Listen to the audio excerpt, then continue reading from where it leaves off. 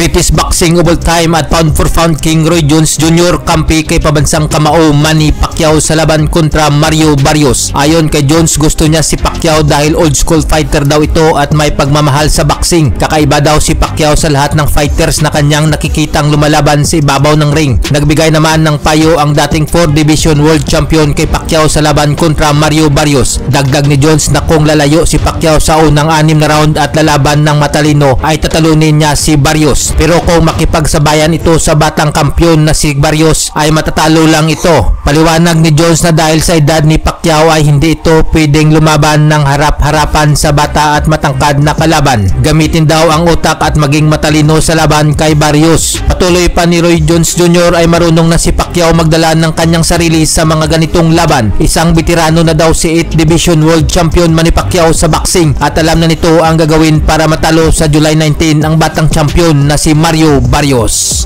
Sa ibang balita, trainer ni Mario Barrios na si Bob Santos nagbanta kay Manny Pacquiao ng laban nila sa July 19 sa Las Vegas, Nevada. Dalawa lang daw ang pupuntahan ni 8 Division World Champion Manny Pacquiao kontra Mario Barrios, ang hospital o sementeryo. Banat pa ni Bob Santos na pagdating ng 6th round at 7th round ay hanap na sila ng pagkakataon upang walisin na si pangbansang kamao Manny Pacquiao. Ito lang daw ang paraan para matalo si Pacquiao, ang in-knockout ito ni Barrios. Dagdag pa ng batikang trainer, isang oportunidad lang na dumating sa laban ang makaharap ang legend na si Manny Pacquiao. Kaya hindi daw nila ito papalampasin at ibibigay ang championship belt kay Manny Pacquiao.